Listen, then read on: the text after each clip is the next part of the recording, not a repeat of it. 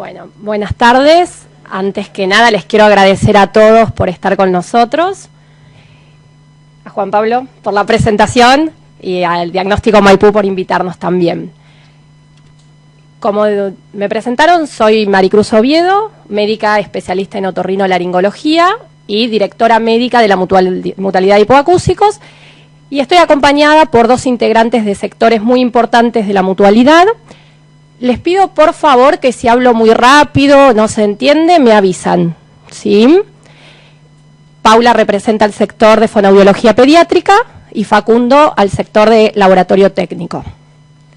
La idea de esta charla es informarles acerca de la hipoacusia, sus tipos, sus causas, síntomas y tratamientos posibles.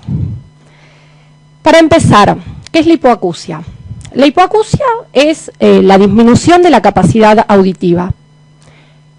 Puede ser, dependiendo del grado de pérdida, una hipoacusia leve.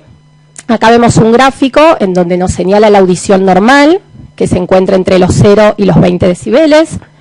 Las pérdidas leves, que están entre los 20 y los 40 decibeles, son personas que muchas veces no lo perciben, pero sí cuesta escuchar conversaciones a distancia. Las pérdidas moderadas, entre las 40 y 70 decibeles de pérdida, ya empezamos a tener dificultades en conversaciones más habituales. Las pérdidas severas, entre los 70 y los 90 decibeles. Y por último, las pérdidas profundas, dificultades para escuchar y mantener conversaciones. En general se pueden percibir ruidos. Bien. Vamos a ver más adelante que estos pacientes con pérdidas profundas son los candidatos a los implantes cocleares. Después vamos a ver, pero son dispositivos que se colocan para ayudar a este tipo de pacientes en donde ya el audífono no les rinde. Tipos de hipoacusia. Puede afectar un oído o los dos. Pueden ser reversibles o permanentes. Las reversibles van a ser tapones de cera, pacientes cursando una otitis, que gracias a Dios cuando finaliza la patología recuperan la audición, mientras que las permanentes no. Ejemplos que vamos a hablar: la presbiacusia, la pérdida de audición por la edad, como la presbicia de los ojos. Pueden ser prelinguales o poslinguales. Las prelinguales, el paciente es hipoacúsico antes de empezar a hablar. Las poslinguales después. Es importante remarcar lo importante que es hacer el diagnóstico de estas pérdidas, porque un nene que no escucha es un nene que no va a poder hablar. Uno habla porque escucha. Bien, vamos a ver que hay una ley que está favoreciendo esto. Y después las pérdidas pueden ser neurosensoriales, conductivas o mixtas. Esto va a depender del sector del oído que esté comprometido. Esta es una imagen de las partes del oído. Este es el pabellón auricular y el conducto auditivo externo. Acá es donde están los tapones de cera, donde puede haber insectos, donde puede haber otitis. Van a generar pérdidas en la conducción. Al igual que el oído medio, que es donde están los huesitos del oído. No sé si los escucharon, pero son 3 huesitos que se mueven para conducir el sonido. Cuando hay líquido en este sector o cuando hay problemas en los huesitos, no conducen bien y generan pérdidas en la conducción, conductivas. Y por último, el órgano, en la cóclea, que aloja el órgano de Corti, que es donde están las células que nos permiten hablar, y el nervio auditivo. Van a generar pérdidas neurosensoriales y las mixtas que combinan. En relación a las causas, uno puede tener un déficit auditivo desde el nacimiento por problemas en el embarazo, porque la madre padeció alguna infección como rubiola, toxo, sífilis, HIV. Por eso la importancia de los controles en las mujeres embarazadas y en la vacunación de las mismas. Puede haber también alteraciones genéticas formando parte de síndromes o alteraciones hereditarias. Y por otro lado, tenemos aquellos pacientes que escucharon bien, que por una causa adquirida se ven disminuidos en su capacidad. Pueden ser porque hayan recibido drogas ototóxicas, o sea, drogas dañinas para el oído. Hay fármacos como antibióticos, aspirinas, obviamente, todo en el uso crónico y en personas lábiles de tener problemas en la audición. La exposición a ruidos intensos. Esto también vamos a hablar que la exposición, ya sea aguda, como un disparo de arma de fuego, o crónica, aquella gente que trabaja con maquinarias de forma permanente, también ven perjudicada su audición. Infecciones crónicas del oído, la diabetes, la hipertensión arterial, porque la circulación del oído tiene arterias muy finitas que también se pueden ver comprometidas.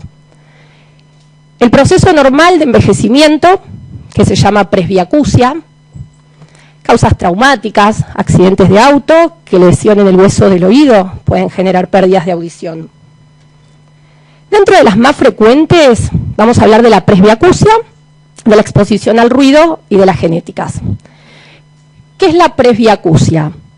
La presbiacusia es la normal disminución de la audición relacionada con el paso de los años. A todos nos va a pasar. Hay personas que va a empezar antes, hay personas que van a llegar a los 98 años escuchando bien. No está arreglado. Esto va a depender mucho de la susceptibilidad individual, del ambiente donde se desempeñó toda su vida, de la carga genética, pero existe. En general son pacientes que dicen, escucho, pero no entiendo. A estos pacientes, para ayudarlos, tenemos que hablarles claro, gesticulando, sin gritar, porque no los ayudamos. En general son pérdidas de los dos oídos, por eso muchas veces el tratamiento son audífonos en los dos oídos, y ayuda mucho mirar los labios de la persona que habla, apoyarnos en la lectura labial. En relación al trauma acústico, agudo, dijimos que era la exposición aguda a un ruido. Puede ser armas de fuego, puede ser los jóvenes que van a bailar y estuvieron al lado del parlante y salen y escuchan un zumbido, un acúfeno, algo muy molesto. En general pasa el fin de semana y desaparece. Al principio, si la exposición se va cronificando, esto no desaparece y empiezan a percibir disminución de la audición. Si explota una bomba cerca, puede lesionar el oído, perforando la membrana del tímpano o lesionando los huesitos. En general estas pérdidas agudas revierten y no pasa nada. Pero ¿qué pasa con aquella gente que está trabajando todos los días con ruidos de máquinas, con turbinas? Sufren una disminución de la capacidad auditiva que se va generando a lo largo del tiempo. Tiene un efecto acumulativo. Si yo en la consulta les pregunto, ¿trabajó en ambientes ruidosos? Y me dicen, no, hace 10 años. No importa, se paga hoy, ¿sí? No haber usado protección auditiva. En general son pérdidas de los dos oídos y simétricas. Como dijimos, va a depender del tiempo de exposición, de la susceptibilidad individual. Agarran 2 empleados de la misma fábrica, trabajando las mismas horas, y probablemente uno tenga un trauma y el otro no. Eso va a depender de la susceptibilidad y de la labilidad individual. Nuestra legislación permite una jornada laboral de 8 horas a 85 decibeles. Más de los 90 ya dañan, ¿sí? Y es importante el uso de protección auditiva. Existen 2, existen los de copa, que tapan todo, y existen los que se ponen adentro, que son de inserción. Los mejores son los de copa. Igual si tienen hijos, nietos, sobrinos, que escuchen reproductores de música, no está bueno que lo usen porque genera este tipo de lesión, pero de usarlo siempre es mejor el de copa, porque aísla del exterior y permite manejar volúmenes más bajitos, ¿sí? Bueno, ¿cuándo empezamos a sospechar que tenemos que hacer una consulta con el otorrino? Cuando nos cuesta seguir una conversación, cuando nos cuesta escuchar en un ambiente ruidoso, cuando nos cuesta diferenciar letras, como la sh, ¿sí? Más que nada nos va a costar en las voces femeninas, que son más agudas. Y se pueden asociar otros síntomas a esta disminución de la capacidad auditiva. Uno puede estar medio mareado, medio inestable, sentir que las cosas giran. Esto amerita una consulta en el otorrino y vamos a tener que descartar algunas patologías. No sé si escucharon hablar del síndrome de Meniere, pero es cuando un paciente sufre, empieza con un ruidito en el oído, empieza a sentir el oído lleno, baja la audición y se marea, empieza a girar todo. Es duro, ¿sí? Eso amerita una consulta. El neurinoma del acústico, que ahora vamos a ver, es una patología benigna del nervio del oído y es la causa por la que los otorrinos pedimos resonancias magnéticas a Diagnóstico Maipú exclusivamente. Nada, pedimos estudios por imágenes porque las sospechamos en pacientes que tienen asimetría en la audición y aparte nos cuentan que se marean y que escuchan un ruido. Ahora vamos a hablar de este ruido, es el acúfeno. Bien. Las hipoacusias súbitas, si tienen a alguien que les cuenta que de un momento para el otro dejó de escuchar, en cuestión de horas, eso es una hipoacusia súbita y también amerita que nos vengan a ver, porque hay que ver cuál es la causa. Y se puede resolver muchas veces si el tratamiento es oportuno y en el momento indicado.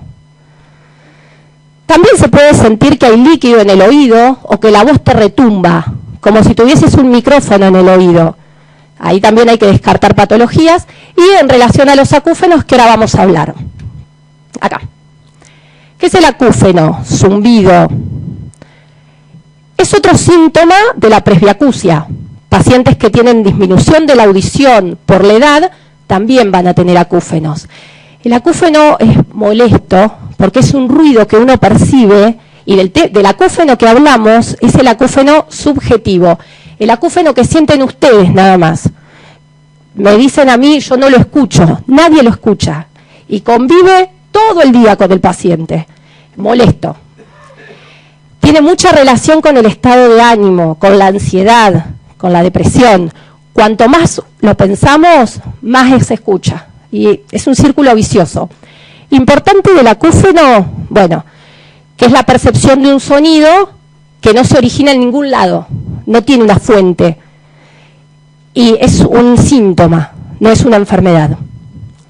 Y el propio temor del acúfeno hace que se incremente la percepción. Algunos libros dicen que tendría que ser como un jean. Uno se pone el pantalón, anda todo el día y se olvida que lo tiene. Es fácil decirlo para el que no lo padece, pero es la idea, aprender a convivir y sobre todo de noche, en el silencio. Normalmente la actividad cotidiana nos permite taparlo, ensordecerlo. Cuando llega la noche, apagamos todo y estamos en silencio, tortura.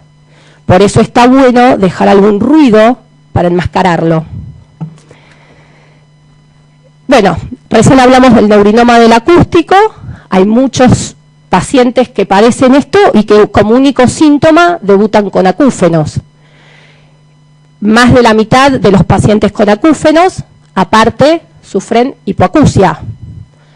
Un 5% repercute severamente en la calidad de vida y miren, casi un 50% presentan cuadros depresivos. Un estado emocional alterado pone de manifiesto o exacerba este sonido, generando el círculo vicioso del que estábamos hablando. Amerita una consulta al otorrino. Y no se queden con alguien que les diga que tienen que aprender a vivir con eso. ¿Sí? Existen cosas. No es como tratar una otitis, pero existen. ¿Sí? Así que consulten porque se puede ayudar. Bueno, una vez que uno percibe que tiene esta disminución de audición, va al consultorio de otorrino. Vamos a hacer una historia clínica, les vamos a preguntar si tuvieron enfermedades en la infancia, en el parto, si estuvieron expuestos a ambientes ruidosos. Vamos a hacer una otoscopía que es el otoscopio que nosotros utilizamos para ver el oído, lo que nosotros estamos viendo, es el conducto auditivo y la membrana del tímpano. Por si alguna vez se preguntaron qué es lo que vemos, esto. Una membrana del tímpano con unos reparos anatómicos, que es lo que nos interesa ver. Esto es el martillo, el primer huesito del oído. Esto es un oído normal. Estos son hongos en el oído. No quiero herir susceptibilidades. Esto es una perforación en la membrana del tímpano. Y así nosotros vemos tapones de cera. Esto, ¿qué pasa? Acá la onda sonora llega perfecta a la membrana del tímpano. Acá se choca con la cera. Entonces vamos a tener una disminución de la capacidad auditiva, gracias a Dios transitoria, porque cuando hacemos el tratamiento y la limpieza, vamos a volver a la normalidad. El otorrino va a pedir estudios subjetivos porque el paciente participa. No sé cuántos de ustedes se han hecho audiometrías en una cabina sonoamortiguada, les van a pasar ruidos y van a levantar la mano y vamos a poder graficar los umbrales de audición. Esto es una audiometría normal. El oído izquierdo es el azul y el oído derecho es el rojo. Gracias, Pau. Esta es una logoaudiometría. Es la segunda parte de la evaluación que hacen las fonoaudiólogas. Le pasan una lista de palabras y le pidan que las repitan. Acá vamos a ver cuánto se entiende, cuánto se discrimina. Dijimos que el paciente con presbiacusia escucha, pero no entiende. Tiene disminuida esta discriminación. La curva, en vez de llegar al 100, muchas veces es más baja. Y acá se coló una diapositiva que no es subjetiva, son estudios por imágenes, como las tomografías computadas, que solicitamos para descartar patologías. Sí. Teniendo en cuenta lo que dice la doctora sobre la presbiacusia, es muy importante que cuando tengan algún familiar que esté empezando a tener una disminución de la audición, lo que explicó la doctora al principio, no le griten al paciente porque no lo van a ayudar. Traten de hablarle lento, pausado, más que fuerte, porque el grito va a hacer que le moleste más aún el sonido y no lo va a ayudar a comprender. Entonces la situación ideal que la fonoaudióloga siempre le recomienda a los familiares del paciente que está cursando esta pérdida auditiva es que más allá de que esté equipado o no con audífonos, que puedan conversar de frente y que hablen lento, pausado y articulando lo más que se pueda. Sé que, como dice la doctora, es fácil decirlo, en la cotidianeidad se hace más complicado, pero bueno, uno por un ser querido hace muchas cosas, esto es algo sencillo de hacer. Exactamente. Otros estudios que pedimos son estudios objetivos. La diferencia es que en estos no participa el paciente. ¿Sí? Estos son estudios que se le hacen a los bebés, a los recién nacidos que estábamos hablando, que hay que diagnosticar si tienen una pérdida de chiquititos, así los ayudamos a que escuchen, por ende hablen. Son las otomisiones acústicas, que actualmente se usan como método de screening. Se pone un micrófono y se escucha unos ruiditos que hace el oído. El bebé duerme. Los potenciales evocados auditivos son otros estudios que también se lo hacemos a los nenes chiquitos que no los pueden ayudar como ustedes levantando la mano cuando escuchan, y también lo usamos en pacientes simuladores. Hay mucho juicio laboral y hay mucho paciente que finge escuchar o no escuchar. Entonces este estudio en donde el paciente no participa también existe y se puede solicitar. En relación, ya estamos concluyendo, en relación a la prevención y a los cuidados de la audición, dijimos la importancia de los controles periódicos. Desde bebé, desde que nacen, cuando entran al colegio, una docente que nos dice que el nene está distraído, que no escucha bien, que no hace los deberes, que no contesta, tienen que hacer una consulta. Cualquier cuadro agudo, un paciente que le empieza a salir pus del oído, tiene que consultar, porque esto, si bien es algo transitorio, puede hacerse crónico si no se trata. La protección auditiva, dijimos, de copa. Acá son algunas preguntas que nos hacen en el consultorio. ¿Qué hacer cuando uno tiene un tapón de cera? Lo primero que hay que hacer es consultar al otorrino para que lo diagnostique. Hay gente que cada 2 meses hace tapones de cera. Acá tenemos cada 2 meses. Entonces ella ya sabe, se pone las gotitas ablandadoras o va directamente. Por eso, existen gotitas para ablandar esa cera que se pega al conducto y después se puede hacer un lavaje de oídos, se puede aspirar, se puede sacar con una pinza, dependiendo la patología, o sea, si tiene alguna patología de base, como diabetes, perforaciones de tímpano, y si no, un lavaje. Hisopos. No es sugerido usar hisopos, porque sacamos muchos algodones del oído, se queda y tenemos que sacarlo porque el que no se da cuenta se empieza a juntar y puede terminar con hongos. Eso hay que sacarlo. Y aparte, se puede lastimar la piel del conducto y hacer otitis hasta llegar a perforar la membrana del tímpano, esa que habíamos visto. Se puede hacer un agujero por alguna maniobra traumática. No les aconsejo el hisopo, solo se los aconsejo para la parte del pabellón y lo que uno ve. Adentro no se preocupen porque el oído se limpia solo. Está preparado para autoevacuarse, para que cuando nosotros no nos demos cuenta, la cera salga. Cuando nos bañamos, cuando dormimos, cualquier momento. Y para aquella persona que no pasa eso por la anatomía del conducto, que nos vengan a ver. ¿Sí? ¿Es posible perder la audición por ir a bailar? Sí. Y probablemente el nieto les cuente el domingo que escucha un ruido y estuvo cerca del parlante. Y esto genera un trauma acústico. ¿Las perforaciones de tímpano hacen perder audición? Sí. Aparte de que se infecten y salga pus, a veces puede tener olor feo, amerita consultar porque es una patología relevante. Aparte de todo eso hace que cuando el sonido llegue, no pueda empujar a la membrana para que empuje a los huesitos. ¿Sí? Entonces el paciente va a escuchar menos. Esto es quirúrgico muchas veces. Entonces con un diagnóstico y un tratamiento, el paciente vuelve a escuchar. Por ahí no como antes, seguramente, pero escucha. Muchas veces también uno puede sentir que se tapan y destapan los oídos. Eso es porque existe un tubito que conecta el oído con la parte de atrás de la nariz. Es un tubito de cartílago y de músculo que siempre está cerrado y se abre cuando tragamos saliva, cuando deglutimos. Por eso cuando vamos en el avión está bueno masticar chicle, porque lo que hace es abrirse para permitir equiparar presiones, para ventilar el oído. Así que esto genera una pérdida reversible, porque si hacemos un tratamiento para esta trompa que funcione mejor, el oído se ventila mejor y escuchamos mejor. ¿Se puede envejecer escuchando bien? Sí. Mi abuela tiene 93 años y escucha mejor que yo. Tengo buena genética, pero se puede.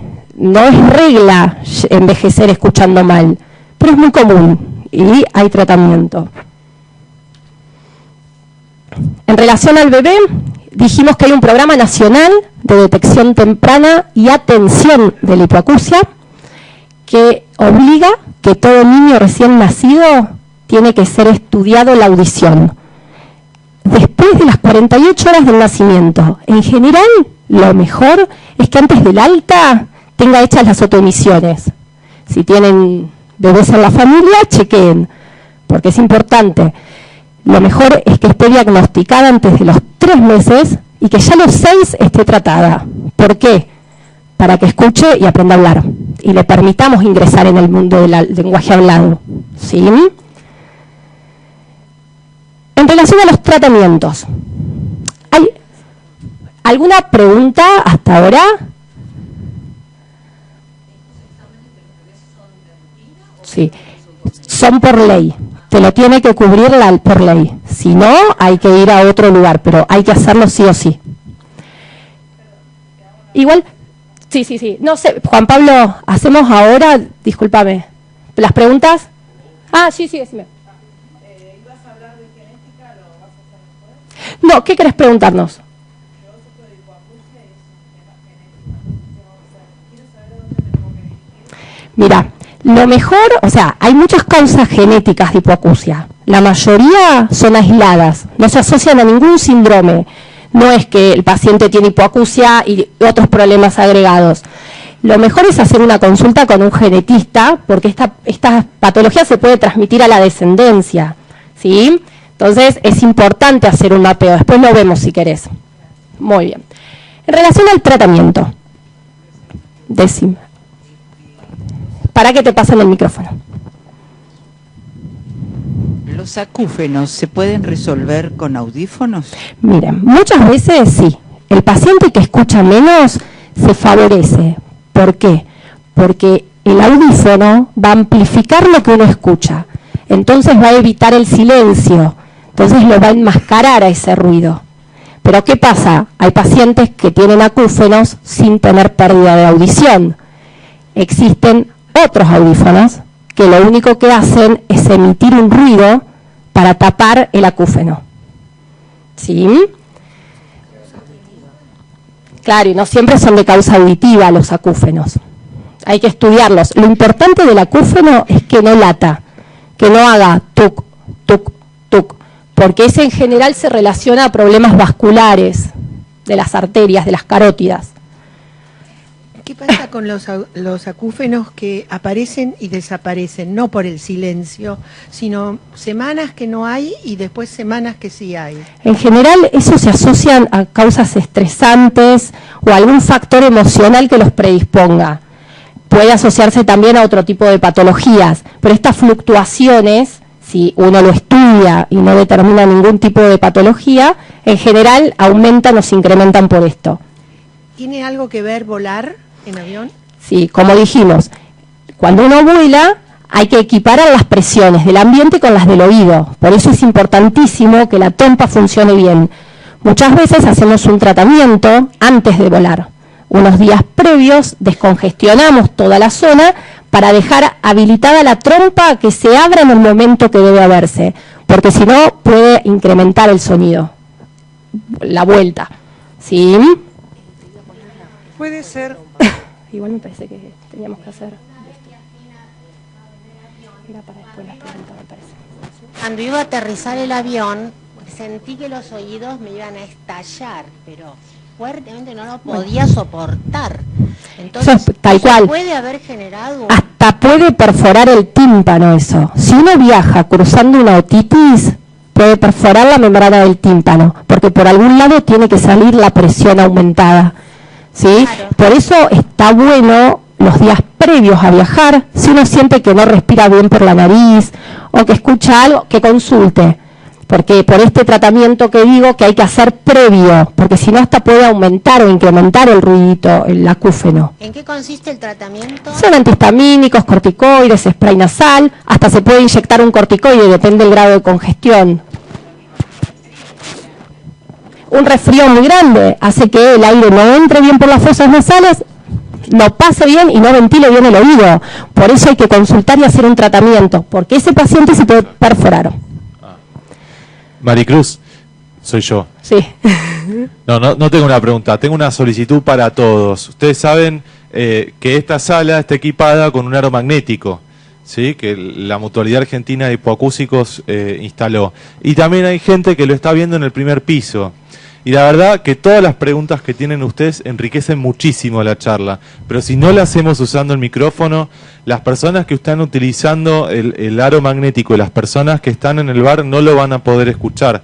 Así que les pido que levanten la mano y utilicemos los micrófonos, así tenemos una charla más inclusiva, ¿sí? Perdón. Acá tenemos a la señora que va a utilizar el micrófono. Sí, te quería consultar. Si uno tiene acúfeno en un oído, ¿puede llegar a tenerlo en el otro? Puede llegar a tenerlo en el otro y ese paciente tiene que consultarnos también porque ameritaría un estudio por imágenes para ver por qué es de un solo oído. Sí, hay que estudiar, pero puede perfectamente padecerlo de los dos. Hay que ver qué audiometría tiene, pero sí es posible totalmente. Hola, ¿qué tal? Buenas noches. Aquí.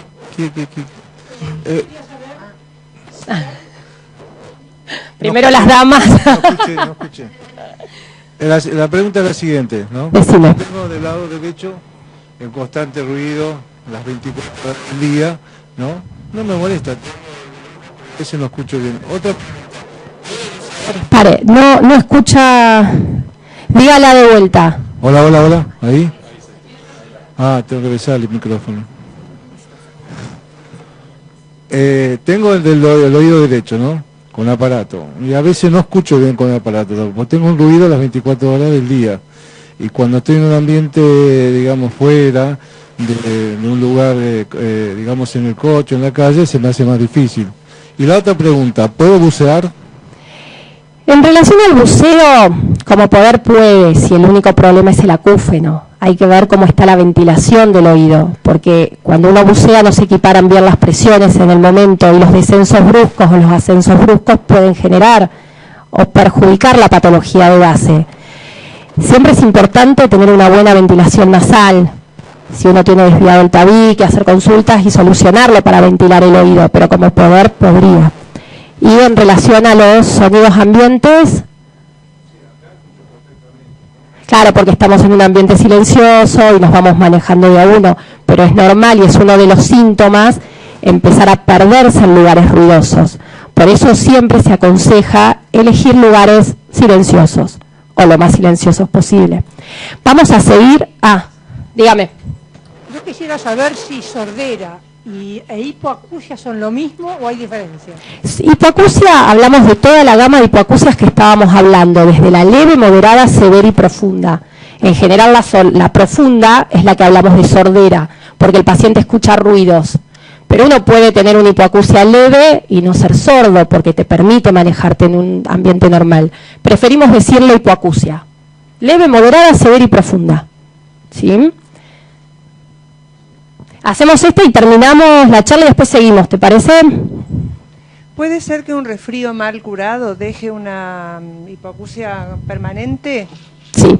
Un resfrío mal curado, hablamos de alguien que no puede respirar bien por la nariz, por ende no ventila bien el oído. Puede generarse una presión negativa en el oído y empezar a juntarse líquido.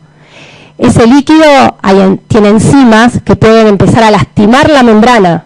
Esas enzimas pueden perforar la membrana y generar una secuela irreversible, una otitis media crónica. Por eso es importante consultar. La hipoacusia se tiene que curar, o sea, tiene que mejorar después de hacer el tratamiento a las semanas. Si uno ve que hizo un tratamiento antibióticos y pasaron 3-4 semanas y sigue escuchando mal, y aparte siente que le retumba su propia voz, tiene que consultar, porque eso nos da la pauta de que puede haber líquido en el oído por este resfrío mal curado que no permitió ventilarlo. ¿Sí? ¿Sí? Yo tengo una hipoacusia derecha con acúfeno. ¿Tendría sentido usar ¿Audífono? un audífono? Mire, lo primero, esto amerita una consulta porque tenemos que mirar el oído, a ver la causa, hacer una audiometría para ver qué es lo que tiene y en base a eso indicar o no una prueba de audífonos. Si fuese una hipoacusia, como por la presbiacusia, con un ruido, muchas veces se va a favorecer por la amplificación del ruido ambiente que le va a generar el audífono para enmascararlo. Pero esto no es ley, esto es muy individualizado, por eso es que amerita, por eso es que sugiero también no usar los audífonos que se venden en la tele, porque cada individuo tiene una pérdida que hay que equipar. ¿Sí? Por eso es muy importante una buena anamnesis, un buen examen físico y buenos estudios. Hablamos sobre el tratamiento, va a ser quirúrgico, según la patología. Ahora seguimos. Va a ser quirúrgico, el que tiene la membrana del tímpano perforado, existe una cirugía, el que tiene otoesclerosis, existe una cirugía. Estas pérdidas, estas patologías son quirúrgicas, pero hay otras que no entran en la indicación quirúrgica, como la presbiacusia. Entonces, podemos ayudar con el uso de audífonos, que son prótesis que amplifican lo que uno escucha. no traducen ni procesan, amplifican. No podemos exigirle que nos traduzca y nos haga entender todo, ¿sí? Pero sí nos va a ayudar a amplificar. Y si le asociamos la lectura labial, el hablar despacio, vamos a andar perfectos. Existen otras prótesis que son osteointegrables, que son para otro tipo de pérdidas, que es el Baja. Existen los implantes cocleares, que son dispositivos que se colocan mediante una intervención quirúrgica en pacientes que no escuchan casi nada y que no se favorecen con un audífono, que dicen, yo tengo un audífono, pero no me sirve, hay que estudiarlo, a ver si es candidato a este tipo de dispositivos electrónicos, que lo que hacen es estimular el nervio directamente. Obviamente, hay que ver si el paciente tiene nervio, ¿sí? Por eso no cualquiera puede ponerse un implante, y una persona que escucha bien, tampoco. Mientras ande bien con un audífono, es lo recomendable. Y hay dispositivos de ayuda auxiliares que ahora Facundo nos va a contar, pero que nos van a ayudar al paciente que use una prótesis en otras situaciones, no en el habla directa como estamos teniendo nosotros, en el timbre, ahora les va a contar. Importante remarcar la necesidad de habilitación o rehabilitación del lenguaje. Aquellos pacientes chiquititos que usan audífonos o implantados necesitan una fonoaudióloga especializada que los ayude a sacar el mejor beneficio de los audífonos, igual que las personas adultas. Pueden favorecerse bastante. Dijimos, una hipoacusia neurosensorial profunda de los dos oídos que no mejora con audífonos, puede ser candidato al implante. Y la importancia del acompañamiento por profesionales especializados en el lenguaje para sacar el mejor beneficio. Dos palabras sobre audífonos. ¿Quiénes usan audífonos? Uy, genial.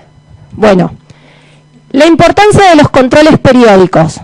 Saben que hay que ir porque pueden tener tapones de cera, porque puede haber alguna otra patología, porque la audición va variando con los años. Cuando uno se pone el audífono, no se lo asegura para toda la vida, porque la audición puede ir modificándose y necesitamos que el audífono siga esta disminución. Es importante la clase de uso y manejo, en donde se explica cómo funciona, cuáles son las posiciones, las calibraciones de forma periódica, o sea, ir aumentándole el volumen para llegar a compensar esa pérdida. Esto lo hacen las fonoaudiólogas. La limpieza en el laboratorio técnico. Es importante de forma frecuente ir y entregarlo para que se limpie, porque a veces uno escucha menos y está un poquito tapado. En relación a los moldes, hay que renovarlo de forma periódica. Los moldes en general cada 6, 8 meses hay que cambiarlos, y las carcasas una vez por año aproximadamente, porque las medidas del conducto pueden ir variando y a veces queda grande o chico.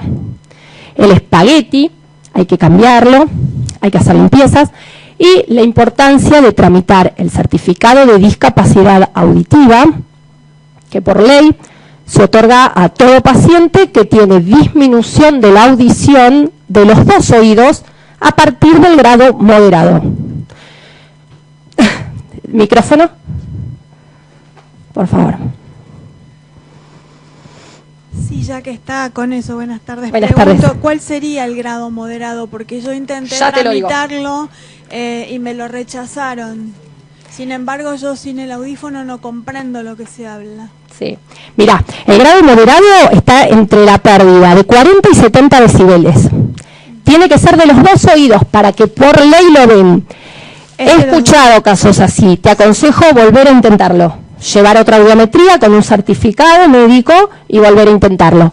Porque la ley implica a partir de la moderada, pero siempre de los dos oídos. Si uno tiene un oído bien y un oído mal, no lo entregan porque uno sospecha que un paciente puede vivir toda su vida con un oído bien y el otro oído sin escuchar. Pero en tu caso, te aconsejo que lo vuelvas a tramitar. No importa que hayan pasado 2 meses. No, lleva la ley. Gracias.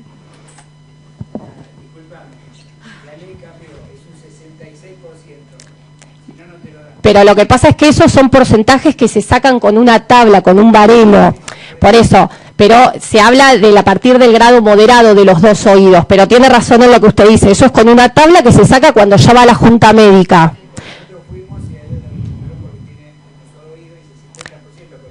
Claro, por eso, ahí está. O sea, eso se saca de una tabla que son baremos que se utilizan para todos la parte legal. Pero lo que vos dijiste, o que usted dijo, tiene que ser de los 2 oídos, porque si no, no lo otorgan.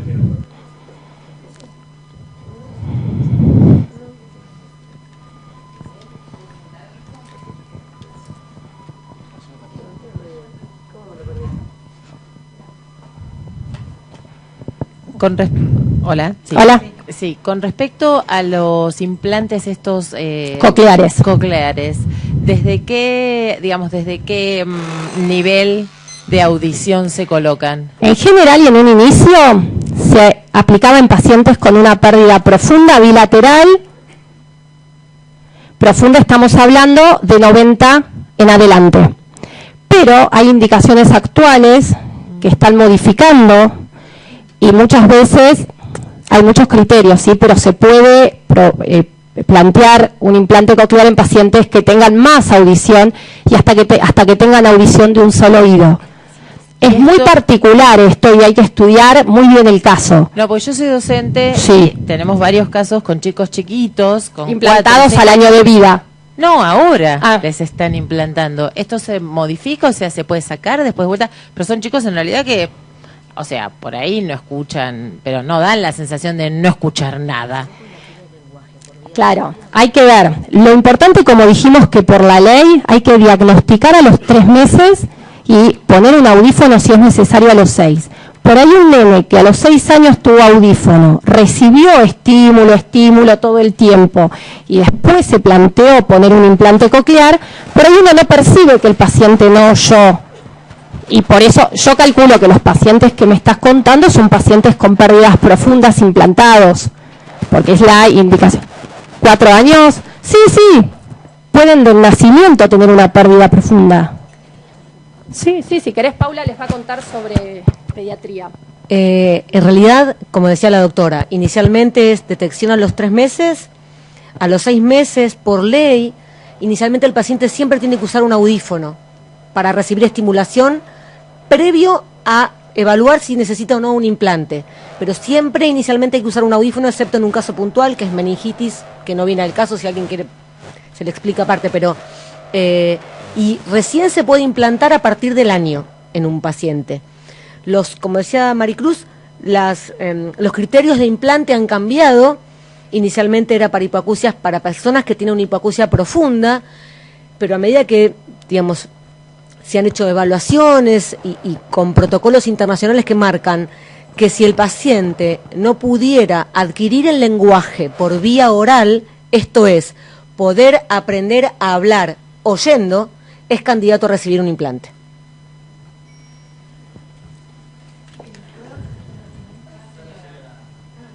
Yo te quería preguntar por una cuestión, creo, de prevención. Decime. ¿Se escucha? Sí.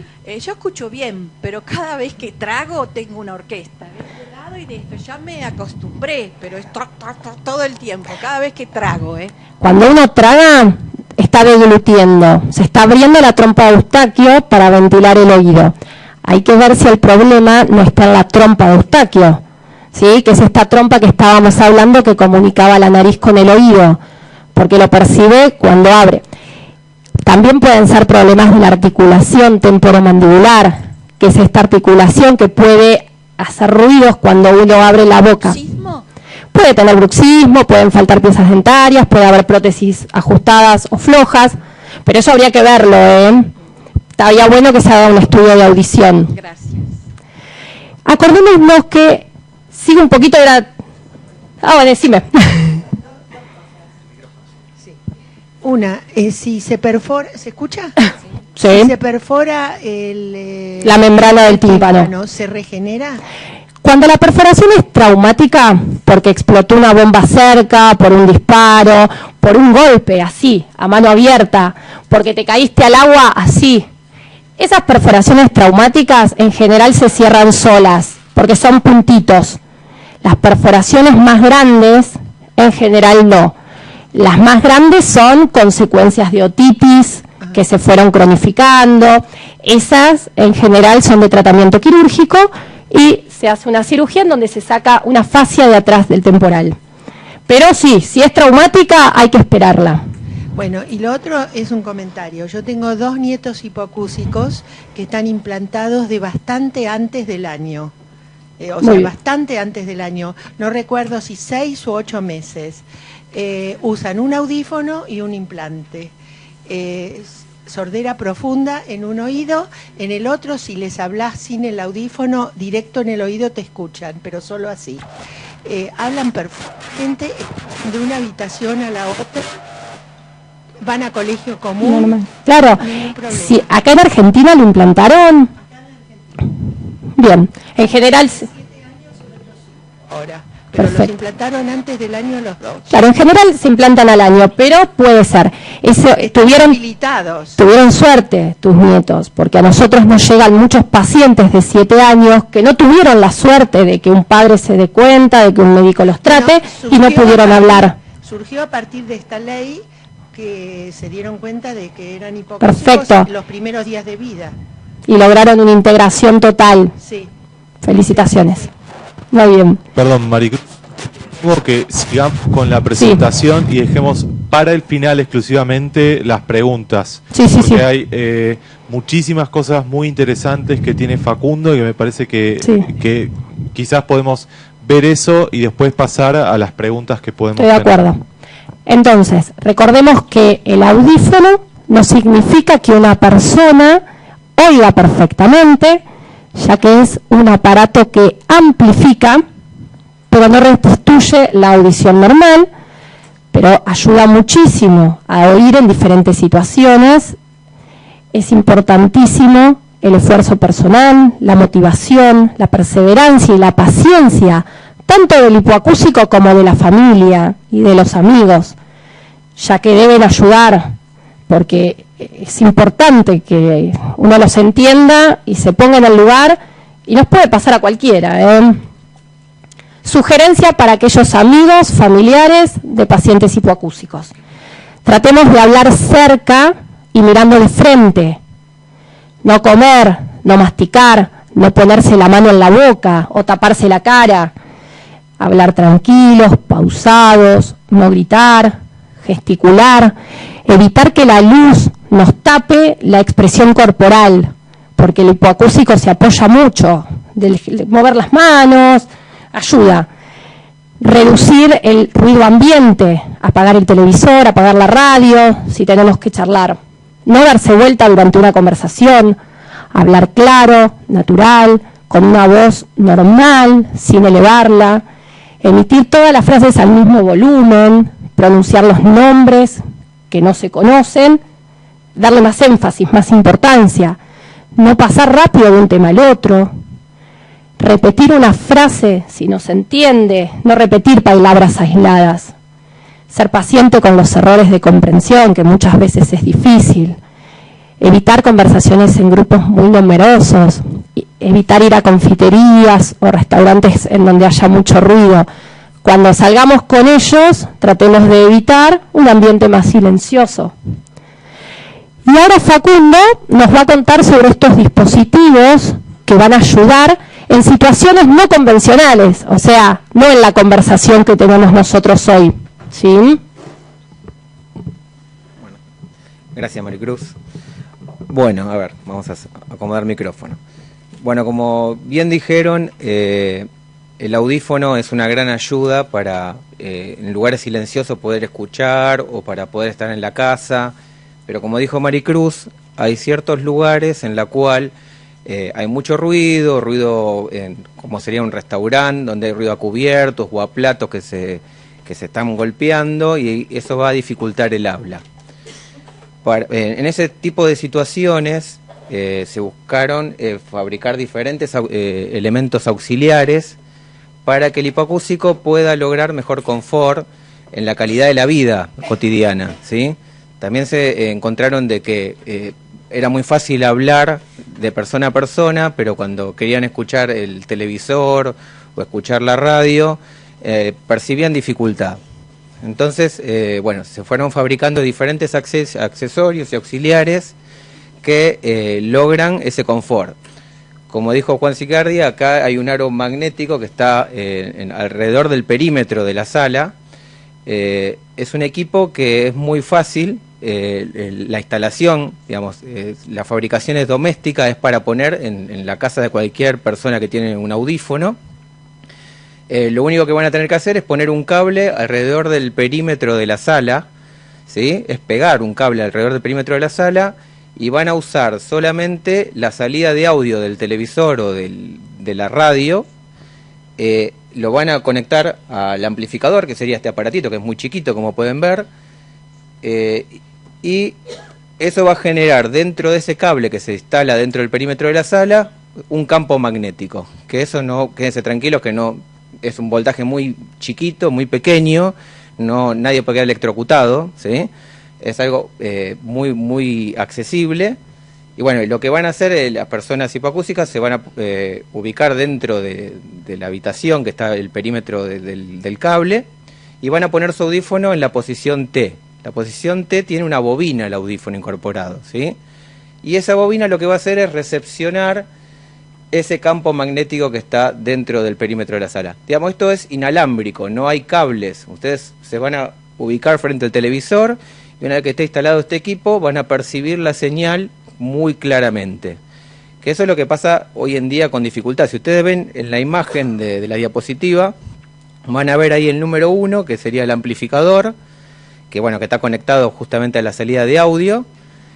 En el número 2 lo que está indicando es el cable, donde está pasando el campo magnético, donde está pasando la señal en forma de electricidad que se transforma después en sonido dentro del audífono, ¿sí? Y en el número 3 van a ver a la persona que tiene colocado su audífono y puede percibir ese sonido, ¿sí?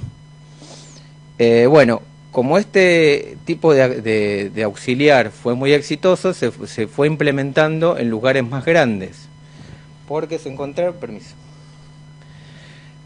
porque se encontraron de que justamente da mucha claridad de lo que toma el micrófono y en situaciones más grandes como los teatros y en los cines, al hipoacústico también le generaba mucha complicación poder interpretar lo que estaba haciendo el artista o si había un ballet. Bueno, en muchos de esos teatros y cines no siempre hay un micrófono, ¿sí? Entonces, bueno, lo que se buscó como para poder unir esta tecnología con lo que serían los cines y los teatros es, bueno, obviamente tiene que haber un micrófono para poder percibir esta señal, ¿sí? Entonces, hoy en día hay unos micrófonos que son ambientales, que se cuelgan de arriba del escenario, y eso tiene un gran barrido de sonido. Entonces, por más que no esté el artista con un micrófono de frente, ya con que esté encima del artista, puede tomar claramente ese sonido. Lo que se hizo fue justamente tomar de esa forma el sonido y implementarlo en la sala, en el perímetro. Ahí, como pueden ver en también esta diapositiva, ven ahí una cantidad de butacas, que hay un cable rojo que está tomando ese perímetro de la sala, ¿sí? Dentro de ese perímetro de la sala, si un hipoacústico se sienta con un audífono en la posición de bobina, va a escuchar claramente lo que está pasando en el escenario. Vamos a hacer uno más. Lo que están viendo en esta diapositiva son dos leyes. Hay una ley que salió el 8 de julio del 92, que es de la Subsecretaría de la Cultura y Dirección General de Escuelas de la provincia de Buenos Aires, y después hay una que es de la ley 1870 del 1 de diciembre del 2005, que es de la Ciudad Autónoma. En las dos leyes lo que se busca es que todos los cines y teatros y lugares donde, como este lugar donde se puede concentrar público masivamente y puede haber un orador y puede haber dificultad en la audición, que ellos tengan un dispositivo que pueda mejorar la audición, ¿sí? Que sea para integrar, ¿sí? Estas dos leyes generaron mucha difusión porque primero lo implementó la mutualidad. Desde 1998 salió una, es todo un, es un proyecto se llama Sin Barreras. Lo que se busca es implementar de que estos lugares integren al hipoacústico. Entonces, ¿qué hizo la institución? La Mutualidad Argentina de Hipoacúsicos empezó a donar estos aros magnéticos. El primero que se donó fue en el Teatro Maipo, ¿sí? Después, más adelante, se integró el Teatro Colón, está el Planetario, por decir algunos lugares, pero ya hay más de 70 donaciones que hizo la institución. Lo que se buscó es difundir este equipo, y con esa difusión también fueron saliendo estas leyes, ¿sí? Y ahora es más masivo porque ya mismo las instituciones y los teatros y los cines buscan ir incorporando esta tecnología. Sí. La bobina es un auxiliar en los audífonos. No todos los audífonos tienen bobina. Exacto. Entonces, pero siempre se puede agregar, es como un auxiliar, así que eso sí se puede agregar. Bobina. Sí. Perdón, o puede ser que haya que programar. Perdón. Puede ser que haya que programar la bobina. Puede ser que el audífono tenga bobina, pero no esté programada. Entonces, tal vez con una calibración simplemente se soluciona.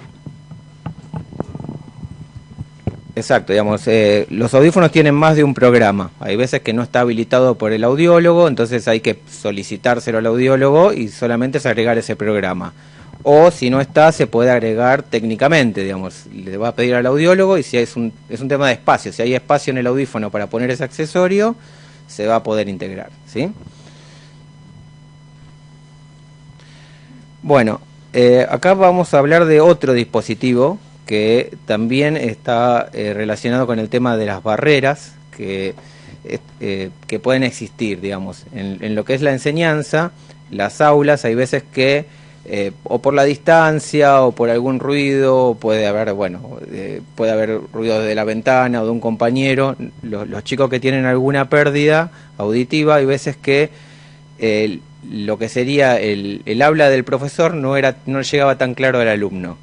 Entonces se buscaron algunos tipos de auxiliares para que el profesor tenga un micrófono incorporado muy próximo a lo que está hablando, y todos los compañeros o los compañeros que son hipoacúsicos tengan un receptor, ¿sí? Y que puedan tomar lo que está diciendo el profesor. Sería un transmisor que tiene el profesor, y los alumnos que tienen hipoacusia, tienen cada uno un receptor en la misma frecuencia. Entonces, dentro de ese aula llega directamente de lo que habla el profesor, llega al oído del alumno sin ninguna perturbación, ¿sí? Dándole más claridad. ¿Quieres agregar algo?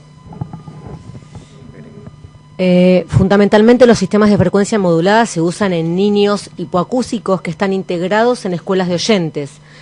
Está tan en boga el tema de la inclusión que está bueno que haya inclusión, pero que sea beneficiosa para el niño y que no sea un sacrificio que el niño hipoacústico esté en una escuela de oyentes. Entonces hay que salvar esas barreras que hacen a la distancia del maestro del alumno, al ruido ambiental que puede haber, a la reverberación o al eco que hay. Las aulas de las escuelas comunes no están preparadas para que un niño hipoacústico pueda tomar clases, y los docentes, con muy buena voluntad, tampoco están preparados para dar clases a niños hipoacúsicos. Entonces muchas veces explican algo de espaldas a los chicos mientras que escriben en el pizarrón, y el paciente hipoacústico se pierde mucho. Y el problema es que un niño que está en la escuela se pierde cosas que no sabe que se las está perdiendo porque no las conoce. Un adulto puede decir: espera, no entendí lo que me dijiste, o me confundí de palabra. Un niño en la escuela, si no escucha algo que le están explicando y que no sabe de qué se trata, nunca lo va a saber. Por eso es muy importante que los niños que están integrados a escuelas de oyentes tengan la posibilidad de contar con un sistema de frecuencia modulada. muchas obras sociales los cubren, es una aparatología que sale bastante costosa, pero que con una indicación médica y por esta ley que explicó Maricruz y Facundo, las obras sociales tienen que cubrirlo.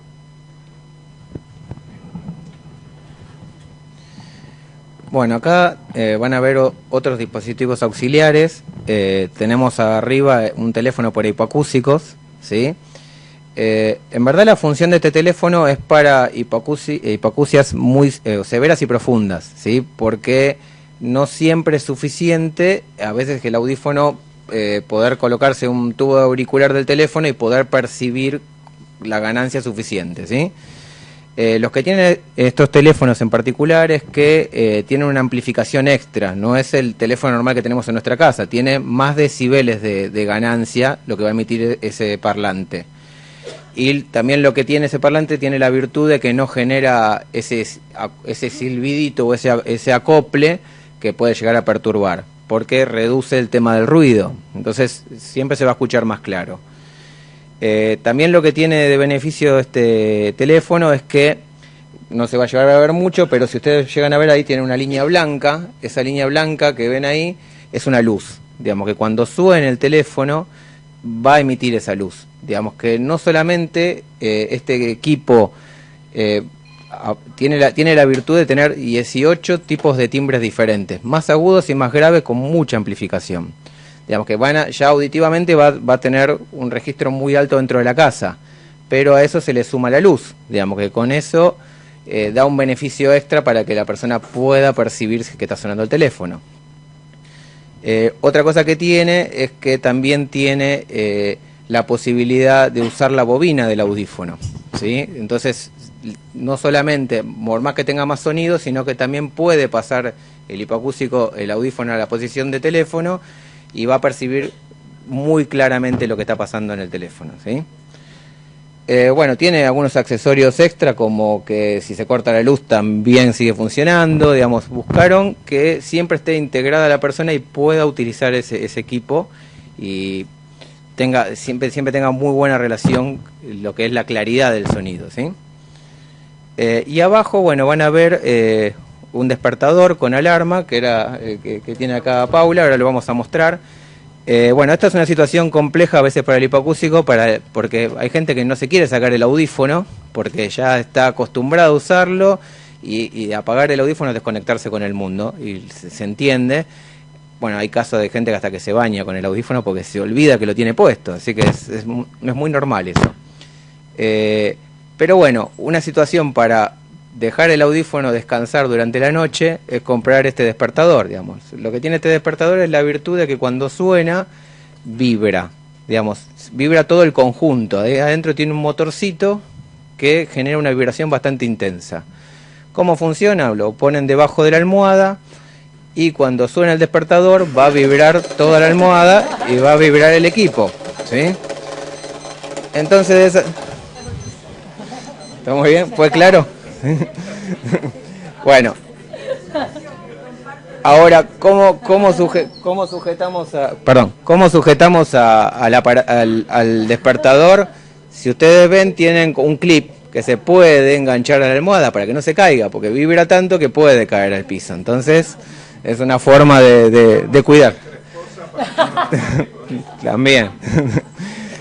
Bueno, es un equipo que también tiene, obviamente, pueden apretar un botón y va a sonar a los 2 minutos, 3 minutos, si quieren dormir un poco más, y va a seguir vibrando hasta que se despierten, digamos. Es muy bueno, digamos, es un lindo equipo. Para oír el timbre de la puerta hay accesorios, no lo trajimos esos auxiliares, pero hay diferentes auxiliares. Esos auxiliares serían básicamente muy parecidos a esto que les estaba contando, digamos, tienen diferentes tipos de accesorios, digamos, puede tener una luz que se enciende, ¿sí? Puede tener diferentes tipos de timbres, más agudos o más graves, y también hay un accesorio que uno se lo puede sujetar en el cinturón y funciona como, ¿vieron el teléfono celular cuando vibra? Bueno, sería lo mismo. Entonces se puede generar en sintonía y pueden lograr tener esa comunicación. sí se puede implementar. Pero bueno, eso tiene que acercarse, pero bueno, son equipos que se pueden complementar de diferentes formas. Hay que ver cuál es la ideal para la satisfacción en la casa, ¿no? Para sentir el timbre, ¿sí? Bueno, y este es el dispositivo más moderno, por eso lo dejamos para el final. Esto es un streamer. El streamer es lo que está mostrando acá Maricruz. Es un accesorio que se cuelga en el cuello, ¿sí? Es muy livianito. Lo que hacen es colgarlo como si fuera una cadenita, podríamos decir. Y la función que tiene es un integrador. ¿Qué pasa hoy en día? Digamos, la tecnología de los audífonos es muy buena para el habla, pero para cuando nosotros queremos conectar esta tecnología con toda la tecnología que existe, que puede ser un celular, una computadora, puede ser conectarse con el teléfono normal de la casa, ¿sí? O conectarse con la televisión, siempre tenemos que tener algún dispositivo que enlace la tecnología actual, ¿sí? Entonces, vamos a resumirlo un poco. Este equipo lo que hace inalámbricamente se va a conectar con diferentes dispositivos. Por eso es que ustedes ven una flecha hacia varios dispositivos, ¿sí? Arriba a la izquierda, el negro, ese aparatito grande que ven, es un accesorio que se comunica al teléfono, ¿sí? Entonces, automáticamente, si ustedes tocan el botón del streamer, ese que está en verde, que está señalando de Maricruz, automáticamente van a poder recepcionar la llamada entrante sin tener que sacar sin tener que levantar el teléfono. Digamos, es inalámbrico esto, ¿sí? Y también va a poder estar conectado a la televisión. Ustedes se van a poder conectar con un botón directamente a lo que sería la televisión, ¿sí? O lo podrían hacer con un MP3, que es algo de tecnología actual, sería un auricular para estar en la calle. Entonces ustedes tendrían la posibilidad de, sin tener que sacar el celular, van a estar pasando música directamente, de tener ustedes auriculares, como decía Maricruz, lo van a pasar directamente al audífono. El audífono va a funcionar como auricular, ¿sí? Y ahí ven que dice micrófono. Eso que dice micrófono sería un micrófono clip o solapero que tiene la virtud de que en situaciones muy complejas como la que sería estar en un restaurante o en lugares muy ruidosos, en la cual hay veces que por más que uno está enfrente de la persona que quiere hablar, se hace muy difícil interpretar. Entonces, lo que tiene esa virtud de ese micrófono, que ustedes se lo pueden colocar a la persona que tienen enfrente, y al tenerlo tan cerca del habla de la persona, ya se aísla de ese entorno ruidoso. Entonces facilita mucho la conversación. Así que bueno, eso genera siempre una mejora. Ya terminamos, ¿eh? ¿Estamos bien?